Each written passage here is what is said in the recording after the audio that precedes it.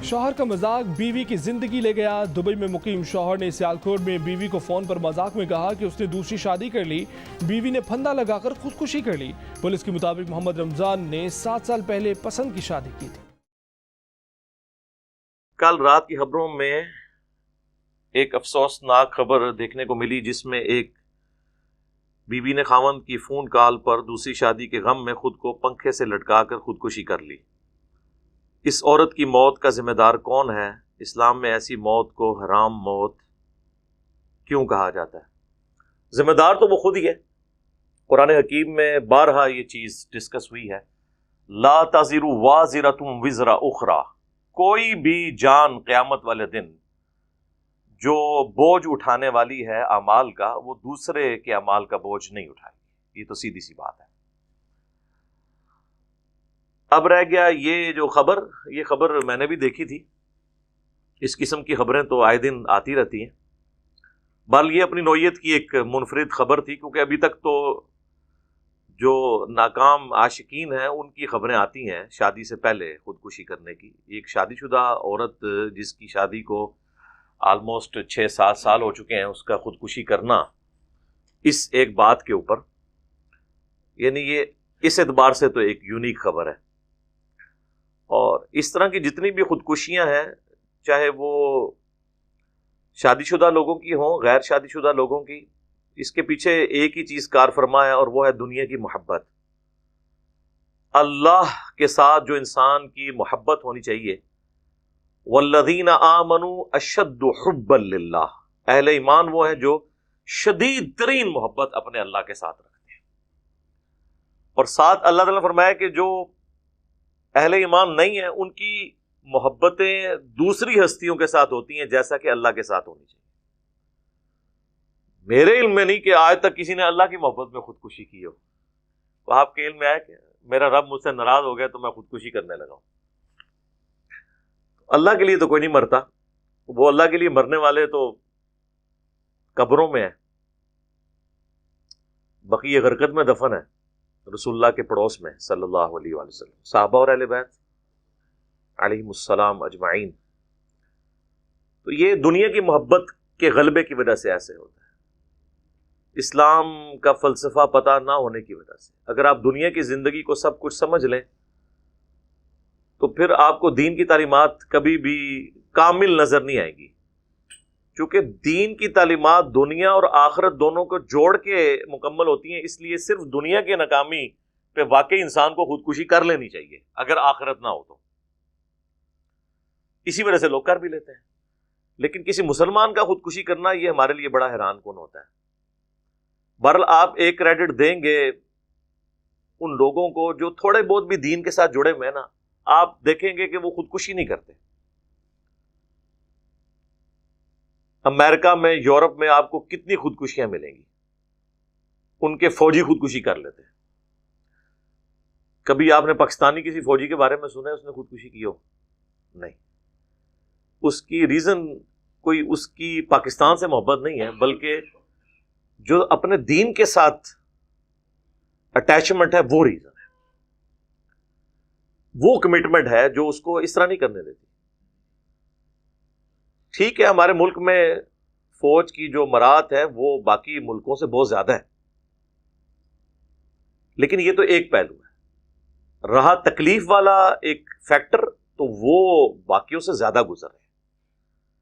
हमारी फौज में लोगों को ये तकलीफें उठानी पड़ती हैं, बड़ी मुश्किल होती है नौकरी। ये आपको जो चंद एक लोग ऊपर नजर आ रहे होते हैं ना, याशी करते, सारे बेचारे इस तरह के नहीं होते हैं, बहुत कम लोग होते हैं।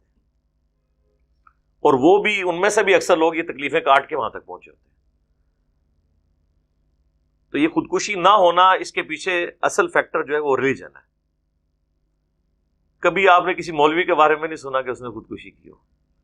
लोग कहते हैं शायद इसलिए नहीं करते कि उनका खाना पीना लगा हुआ है, उन्हें कोई तकलीफ नहीं है। ऐसा नहीं है, ये तो बड़े कम उलमा है जो याशी की जिंदगी गुजार रहे हैं। जो आम आइमा मसाजिद हैं, जरा आप उनका लिविंग स्टैंडर्ड बेचारों का देखें, उनकी तनख्वाहें देखें। आज भी 5,000 10,000 पे नौकरी कर रहे हैं। इस्लामाबाद एक, आप समझ लें, एस्टेब्लिश है हमारे मुल्क में, وہاں پہ بھی آپ کو ائمہ مساجد کی تنخواہیں 15-20 ہزار سے زیادہ نہیں ملیں گی. کوئی خطیب ہوگا تو اس کی 40 یا 50 تک ہوگی. ٹھیک ہے، ساتھ رہائش اور بجلی کا بل اور گیس وغیرہ وہ لوگ ادا کر دیتے ہیں. بہرحال پھر بھی آج کے دور میں مشکل زندگی ہوتی ہے ان کے لیے.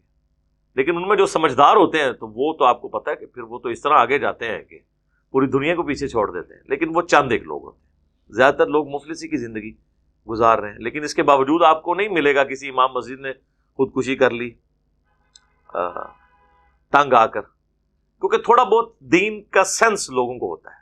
یہ لوگ جو ہے نا یہ دیندار نہیں ہوتے ہیں. صرف نماز پڑھ لینا دینداری نہیں ہے جب تک آپ کو دین کی روح کا نہ پتا ہو. ان لوگوں کو تو نہیں اندازہ ہوتا اس چیز کا.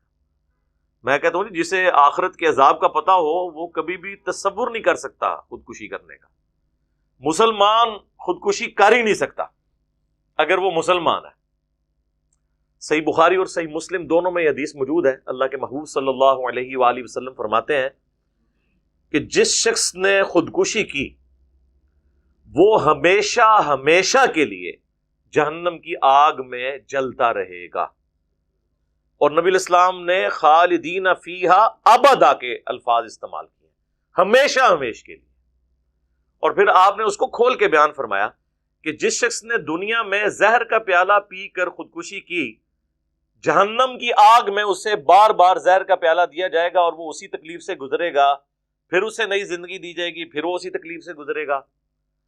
جس شخص نے اپنے پیٹ میں چھرا گھونپ کر کسی لوہے کے اوزار کے ساتھ خودکشی کی تو اس کے ہاتھ میں جہنم کی آگ میں وہی انسٹرومنٹ دے دیا جائے گا، وہ بار بار اسی طریقے سے خودکشی کرتا رہے گا.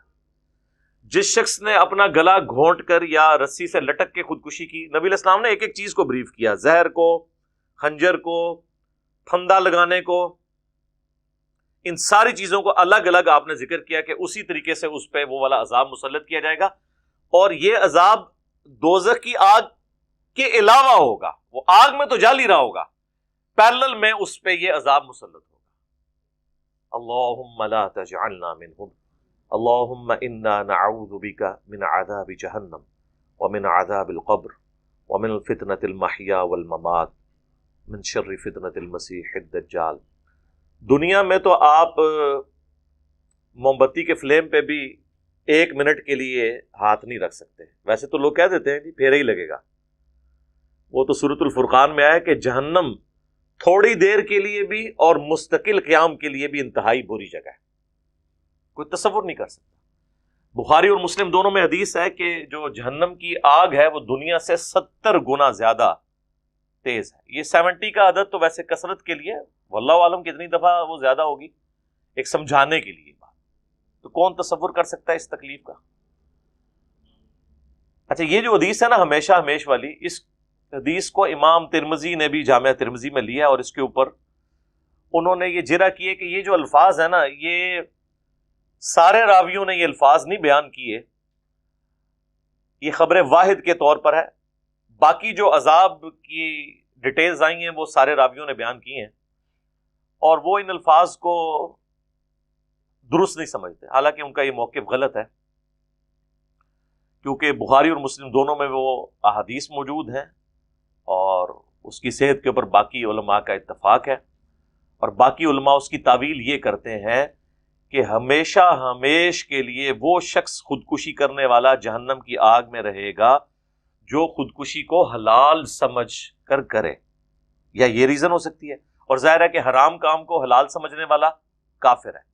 کوئی شخص زنا کرے، شراب پیے لیکن اسے گناہ سمجھے، وہ مسلمان ہی رہے گا. لیکن اگر اسے حلال سمجھ کے کرے گا تو کافر.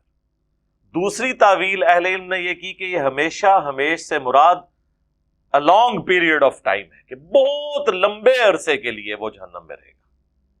وَلِعَوْذُ بِاللَّهِ تعالیٰ. پھر بھی ایک بڑا خطرناک معاملہ ہے. اللہ کے محبوب صلی اللہ علیہ وآلہ وسلم کی جو نفرت ہے اس خودکشی کے عمل سے، آپ اس سے اندازہ لگا لیں کہ صحیح مسلم میں حدیث ہے کہ ایک خودکشی والے کا جنازہ جب لایا گیا تو آپ صلی اللہ علیہ وآلہ وسلم نے وہ جنازہ پڑھنے سے انکار کر دیا. صحابہ کو نہیں روکا، ظاہر ہے خودکشی کرنے والا ہے مسلمان تھا، جنازہ بھی اس کا پڑھا جائے گا، یہ بھی لوگ پوچھ رہے ہوتے ہیں جنازہ ہوگا، ظاہر ہے کلمہ گوا ہے، جنازہ کیوں نہیں ہوگا؟ دعائے مغفرت بھی ہوگی اس کے لیے، جنازے کی دعا بھی ہوگی۔ البتہ جو ڈومیننٹ ریلیجس لوگ ہیں، جن کو لوگ فالو کرتے ہیں کسی بھی علاقے کے، وہ پھر ایسے شخص کا جنازہ نہ پڑھے۔ 2008-9 کی بات ہے، میرے درس میں ایک اسٹوڈنٹ آتا تھا، 17-18 سال اس کی عمر تھی، دعوت اسلامی کے مدرسے سے وہ حفظ کر رہے تھے، بریلوی مکتب سے تعلق رکھتے تھے، کچھ عرصہ وہ درس سنتے رہے، یعنی وہ اس طرف آلموسٹ مائل ہو گئے تھے۔ پھر واللہ عالم ان کے ساتھ کیا ایشو بنا، مختلف قسم کی اطلاعات ہیں پر مجھے ڈیٹیلز نہیں پتا۔ اچانک ایک دن خبر آئی کہ اس نے خودکشی کر لیے تیزاب پی کے۔ یہ عام جو سویپ وغیرہ گھر میں ہوتا ہے نا، ٹوائلٹ صاف کرنے والا، ظاہر ہے کہ تیزاب تو آپ کو پتا ہے اس سے تو پھر ریکوری نہیں ہوتی نا، آپ تیزاب پی لیں تو پھر سارے آرگن ختم ہو جائیں گے اندر سے، تو دوبارہ ریکوری نہیں کرتے۔ باہر تیزاب سے آپ جو چیز جل جائے تو آپ دیکھیں اس کھال کا کیا حال ہوتا ہے، تو اندر آنتوں کا، اسی طریقے سے معدے کا جل جانا، تو ریکوری ممکن نہیں۔ پر وہ فوت ہو گیا، اللہ تعالیٰ اس کی مغفرت کرے۔ جیلم کی تاریخ کے چند بڑے جنازوں میں سے اس کا جنازہ تھا۔ اس قسم کی جو اموات ہوتی ہے نا، کافی لوگ کثرت کے ساتھ اس میں شریک ہوتے ہیں۔ اب ظاہر میرے ساتھ تو خاص تعلق تھا، لیکن میں نے جنازہ نہیں پڑھا تھا اسی وجہ سے، ایک پروٹیسٹ کے طور پہ، جس طرح کہ اللہ کے محبوب صلی اللہ علیہ وآلہ وسلم نے جنازہ نہیں پڑھا۔ ڈومیننٹ پرسنالٹیز کو جنازہ نہیں پڑھنا چاہیے، بلکہ بخاری اور مسلم میں تو یہاں تک حدیث ہے کہ اللہ کے محبوب صلی اللہ علیہ وآلہ وسلم کے سامنے اگر کسی مقروض کا جنازہ لایا جاتا تو آپ اس کا جنازہ بھی نہیں پڑھتے جب تک کہ قرض اتر نہ جائے۔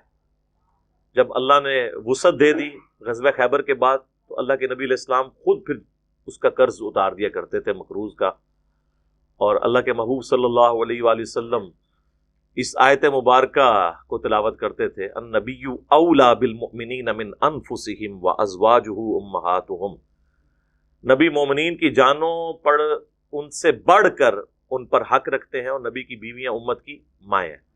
تو آپ کہتے تھے کہ اچھا، حالانکہ حق تو نبی علیہ السلام کے لیے قربانی کرنے کا ہے، لیکن حضور اپنے حق میں اسے حق سمجھتے تھے کہ یہ میرے بچوں کی مانند ہے، میں اس کا قرض اتار دوں، ورنہ حکم یہ ہے کہ نبی مومنین کی جانوں پر ان سے بڑھ کر حق رکھتے ہیں۔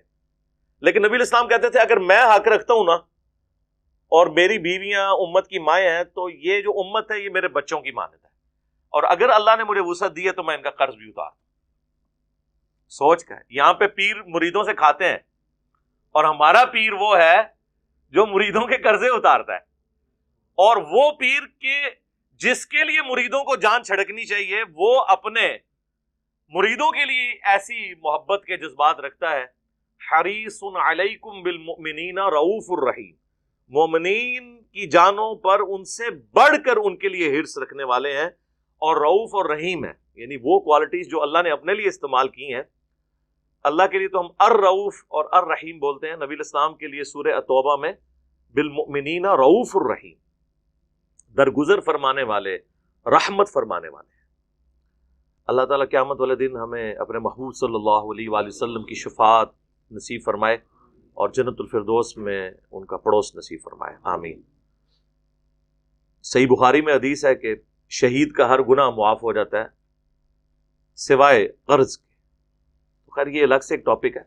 خودکشی والے کا جنازہ آپ نے نہیں پڑھا پروٹیسٹ کے طور پہ، تاکہ ڈومیننٹ پرسنالٹی نہ پڑھے، باقیوں نے پڑھا، ٹھیک ہے، وہ پڑھ سکتے ہیں۔ اب بعض لوگ یہ بھی پوچھتے ہیں کہ آخرت میں عذاب تو آیا، at the end of the day کیا بنے گا؟ تو یقیناً اگر اس نے اس کو غلط سمجھ کر جذبات سے مغلوب ہو کر خودکشی کی ہے، تو اللہ تعالیٰ کی رحمت والا معاملہ ہو جائے گا۔ اور اس کو سپورٹیو ایک حدیث ہے صحیح مسلم کی، ایک صحابی ہیں سیدنا طفیل، وہ کہتے ہیں کہ اللہ کے محبوب صلی اللہ علیہ وآلہ وسلم کے ایک اور صحابی تھے جنہوں نے ہجرت کی، یعنی وہ سابقون الاولون میں سے تھے، ہجرت کرنے والے۔ اس دوران وہ اتنے بیمار ہوئے کہ ان کو اپنی بیماری کی تکلیف برداشت نہیں ہوئی، تو انہوں نے خنجر نکال کے تو اپنی رگ کاٹ لی، اور اس کی وجہ سے وہ مر گئے۔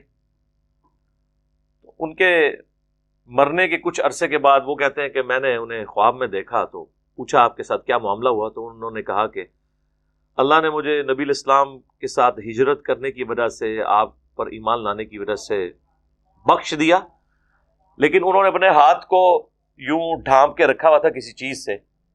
تو کہتے ہیں میں نے پوچھا کہ یہ ہاتھ آپ نے کیوں ڈھانپا ہوا ہے، تو انہوں نے کہا یہ ہاتھ اللہ نے میرا ٹھیک نہیں کیا، کیونکہ اللہ نے مجھے کہا کہ میں نے تجھے اپنے نبی کی اس نسبت کی وجہ سے معاف تو کر دیا، لیکن یہ ہاتھ تو نے خود خراب کیا تھا اپنا، یعنی خودکشی کر کے، تو یہ اس کو میں ٹھیک نہیں کروں گا۔ بھئی اللہ ہے، کہتے ہیں چھوٹی سی بات میں بخش بھی سکتا ہے سر، چھوٹی سی بات میں پکڑ بھی سکتا ہے جی۔ وہ جی بخاری مسلم میں حدیث ہے، ایک بدکار عورت تھی، بعض روایتوں میں ہے کہ کمر تھا، اس نے اپنے موضع میں ایک کتے کو پانی پلا دیا تو اللہ تعالیٰ نے اسے بخش دیا۔ تو صرف بخاری مسلم میں یہی ہے؟ بخاری مسلم میں تو وہ بھی ہے کہ ایک نیک عورت تھی جس نے ایک بلی کو قید کر دیا، وہ بھوکی پیاسی مر گئی، اور نبی الاسلام فرمایا اس عمل کی وجہ سے وہ جہنم کی آگ میں۔ تو یہ دونوں پہلو پیش کیا کریں۔ قرآن میں واضح ہے، نبی میرے بندوں کو خبردار کر دو کہ بے شک میں بخشنے والا مہربان ہوں، لیکن میرا عذاب بھی بہت شدید ہے۔ بیلنس کر کے گفتگو کی گئی ہے۔ تو نبی الاسلام کو جب انہوں نے خواب سنایا تو حضور پسیج گئے، آپ نے کہا اے اللہ تو اس کے دونوں ہاتھوں کو بھی ٹھیک کر دے۔ حضور نے اس کے لیے دعا فرما دی۔ اس سے ایک تو یہ پتہ چلا کہ خودکشی کرنے والے کی الٹیمیٹلی تو مغفرت ہو جائے گی انشاءاللہ، اگر وہ کفر پہ نہیں مرا۔ دوسرا اتنا سینسٹیو ایشو ہے کہ اللہ تعالیٰ کا غصہ ایسا ہے کہ اسے بخشنے کے باوجود اس کا ہاتھ وہ ٹھیک نہیں ہوا۔ تیسرا یہ پتہ چلا کہ اللہ کے نبی علیہ السلام نے اس خواب کی توثیق کر دی کہ یہ خواب واقعی غیبی خبر ہے۔ ہر ایک خواب غیبی خبر نہیں ہوتا۔ کل ہماری ویڈیو بھی اپلوڈ ہوئی ہے نا خوابوں سے متعلق، یہ وہ خواب ہے جس کی توثیق خود اللہ کے نبی علیہ السلام نے کر دی، تو وہ اس طرح کا کوئی خواب ہو تو وہ غیبی خبر ہوتا ہے، یعنی مستقبل کے حالات دکھائے جا سکتے ہیں۔ یہاں پہ بھی اگر کسی کو اس قسم کا کوئی خواب آئے نا، تو کسی مرے ہوئے رشتہ دار کے بارے میں، تو اس کے لیے دعا کر دیا کریں، صدقہ اور خیرات کر دیا کریں، تاکہ اللہ اس کے لیے آخرت کی زندگی میں آسانیاں کرے۔ مرنے کے بعد انسان کا غصہ ٹھنڈا ہو جانا چاہیے۔ باقی خودکشی کی طرف واپس آئیں، یہ سب کچھ ہوتا ہے دنیا کی محبت کی وجہ سے، اور دنیا میں جو ناکامی ہے اسے الٹیمیٹلی ناکامی سمجھ لینا۔ الٹیمیٹ ناکامی وہ ہے جو آخرت میں ہو۔ یوم التغابن کہا گیا ہے، ہار اور جیت کے فیصلے کا دن، سورہ التغابن میں، وہ ہے آخرت۔ دنیا میں کوئی شخص لاوارث مر جائے اور فٹ پاتھ پہ اس کی لاش گلتی سڑتی رہے، اس کو کوئی کفن بھی نہ پہنا کے دفنائے، اگر وہ اللہ کے لیے مرا ہے دین واٹ، کوئی فرق نہیں پڑتا۔ رومن امپائر کی بیٹل فیلڈز میں کئی صحابہ کو تیل کے کڑاؤں میں روسٹ کر دیا گیا، تو آپ سوچ سکتے ہیں کہ ان کی لاش کے ساتھ کیا ہوا ہوگا، لیکن آخرت تو بن گئی نا۔ اس لیے تھوڑی سی اس حوالے سے انسان کو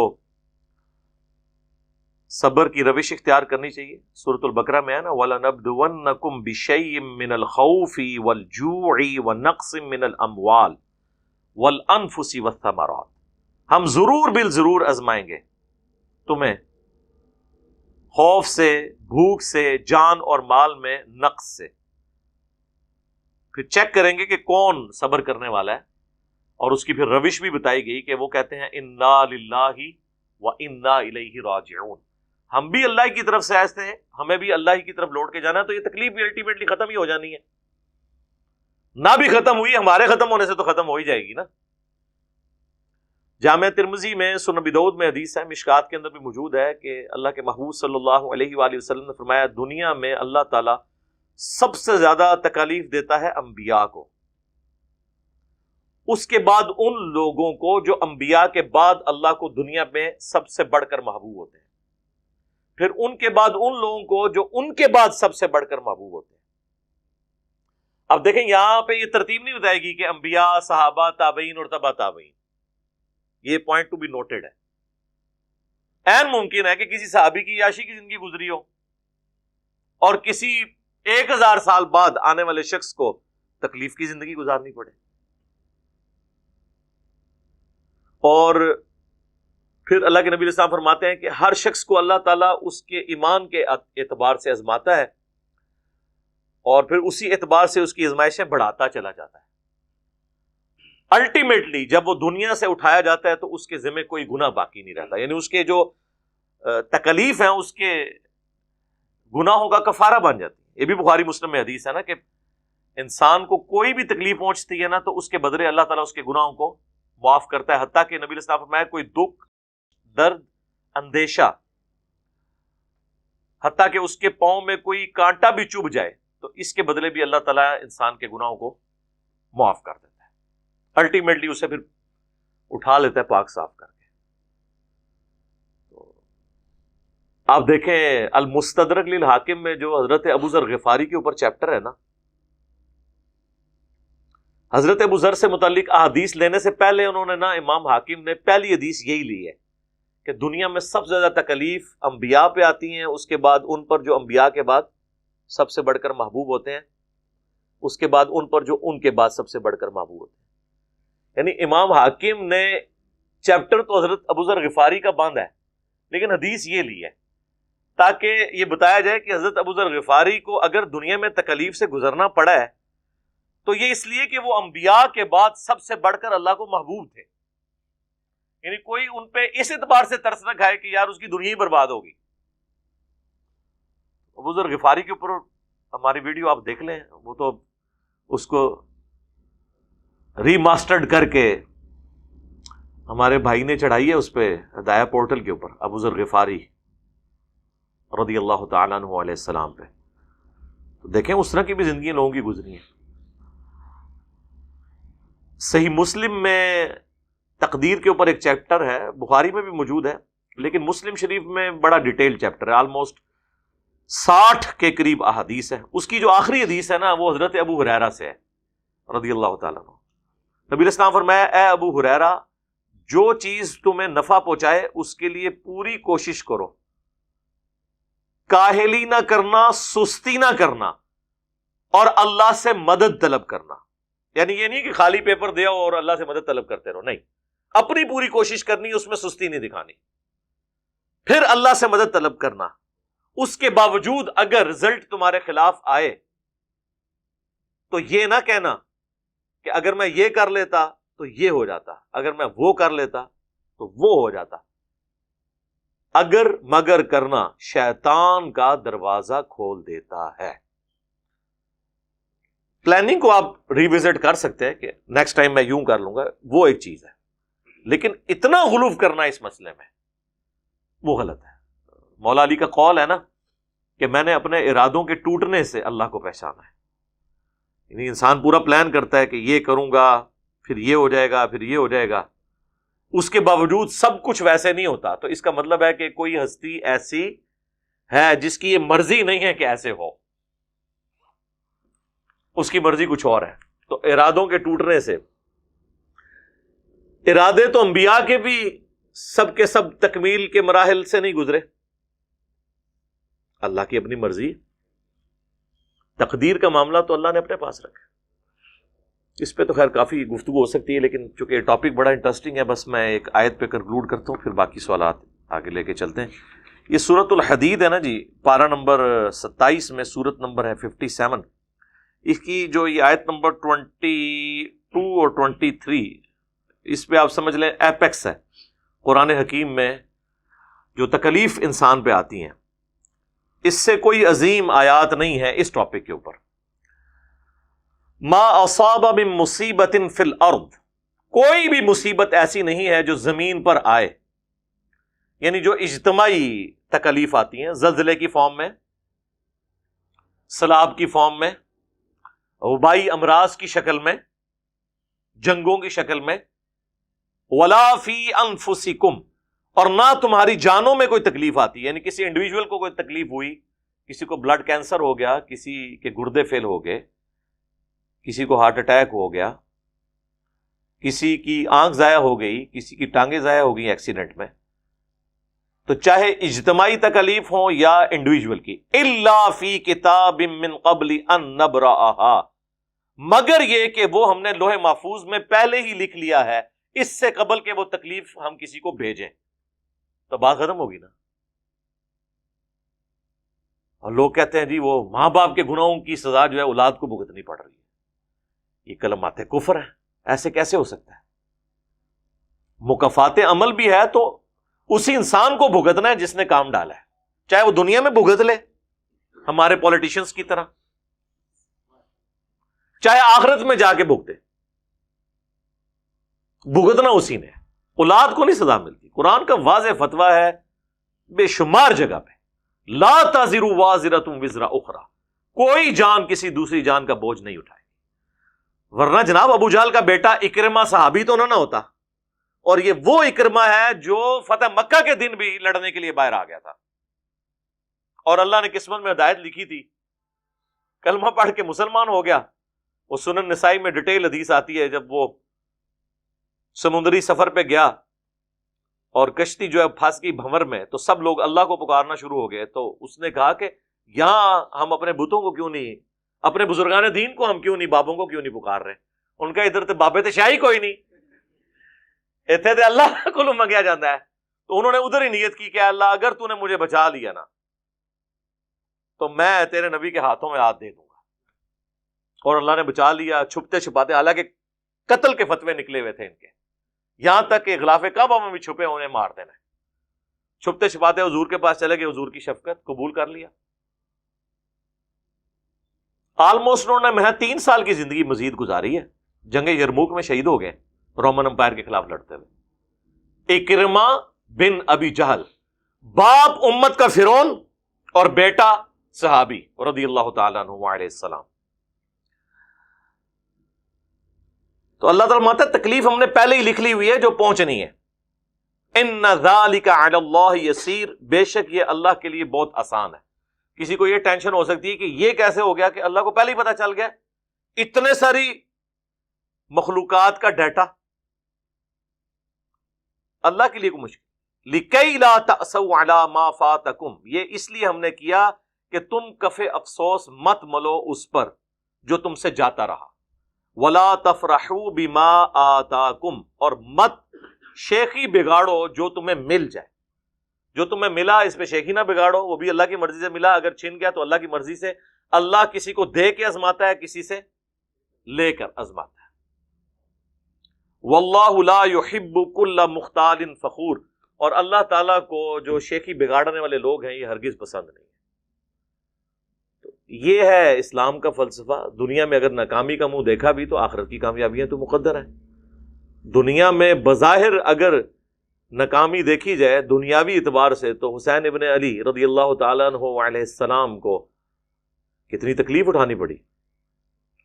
لوگ تو محاورتاً بولتے ہیں نا، دنیا میں سب سے بھاری چیز ایک باپ کے کندھے پر جوان بیٹے کی لاش ہے، تو حسین ابن علی نے تو اپنے کئی بیٹوں کی اور اولاد کی اور رشتہ داروں کی لاشیں اٹھائی ہیں، تو وہ ناکام تو نہیں ہوئے۔ اور آخر میں ان وائزین کو بھی واضح و نصیحت کروں گا جنہوں نے اسلام کی یہ پکچر لوگوں کو پیش کی ہے کہ جو اسلام پہ چلے گا نا تو وہ بڑی خوشحال زندگی گزارے گا۔ ایسے نہیں ہوتا، یہ غلط آپ چیز پریزنٹ کر رہے ہیں۔ اگر ایسا ہوتا تو نبی علیہ السلام کو خوشحال زندگی مل جاتی، آپ کے ساتھیوں کو مل جاتی، آپ کے اہل بیت کو ملتی، ایسے تو نہیں ہوتا۔ اللہ نے آزمانا ہے۔ وہ جو کہا گیا نا فی الدنیا حسنہ، اس سے مراد ہے کہ دنیا میں اگر کوئی تکلیف بھی آئے گی نا تو اللہ کے لیے انسان برداشت کر لے گا، یہ نہیں ہونا کہ تکلیف نہ آئے۔ اگر ایسا ہے تو کہیں پھر گڑبڑ ہے۔ ہاں، نوح علیہ السلام کے اجتماع میں ہو 80 بندے اور رائے ونڈ میں ہو 16 لاکھ، ملتان میں ہو 20 لاکھ، تو کہیں تو گڑبڑ ہے نا، یہ چیز دیکھیں۔ باقی ہم تو دعا کریں گے اللہ تعالیٰ ان کی مغفرت کرے جن کا آپ نے کیس بھیجا تھا. اور باقی میں بھائیوں سے اور بہنوں سے ریکویسٹ کروں گا یہ خودکشیوں والا کام چھوڑ دیں, اس سے کچھ نہیں ہونا, زندگی ختم نہیں ہوگی ایک واقعے سے, بڑی زندگی پڑی ہے. ان مع العسر یسرا, اور اللہ نے 2 دفعہ اس کو ریپیٹ کیا, ہر مشکل کے ساتھ آسانی ہے. اور یہ عورتوں کو مجھے نہیں سمجھ آتی کہ دوسری شادی سے ان کو کیا مسئلہ ہو جاتا ہے. کوئی زندگی ختم ہو گئی آپ کی, اور وہ اس نے بھی ایک جھوٹی فون کال کے اوپر کر دیا, وہ سچی بھی ہوتی دین وٹ یار. ٹھیک ہے اگر آپ کو نہیں پسند تو آپ کھلا لے لیں, لادا ہو جائیں, یہ اور شادی کر لیں اگر آپ کو یہ نہیں آپ گزارا کر سکتے اس طریقے سے. لیکن یہ کام بالکل کرنے کی ضرورت نہیں ہے. دنیا تو اب تو کہتے ہیں کہ مر جائیں گے, ہاں مر کے بھی نہ چین پایا تو پھر کدھر جائیں گے, تو چین کوئی نہیں ہے آگے. ذہن میں رکھیے گا, کوئی سمجھتا ہے نا کہ مرنے کے بعد سکون ہو جائے گا, جس طرح ہمارے پرائم منسٹر صاحب کہتے ہیں قبر میں سکون ہے. قبر میں سکون اسی کا ہے جس نے دنیا اللہ اور اس کے نبی عز و جل و صلی اللہ علیہ وآلہ وسلم کے مطابق گزاری ہے. ورنہ تو مارا گیا, مرنے کے بعد تو سکون برباد ہونا شروع ہوتا ہے انسان کا اگر اس نے صحیح زندگی نہیں گزاری. اللہم ربنا آتنا فی الدنیا حسنہ وفی الآخرۃ حسنۃ وقینا عذاب النار. آمین.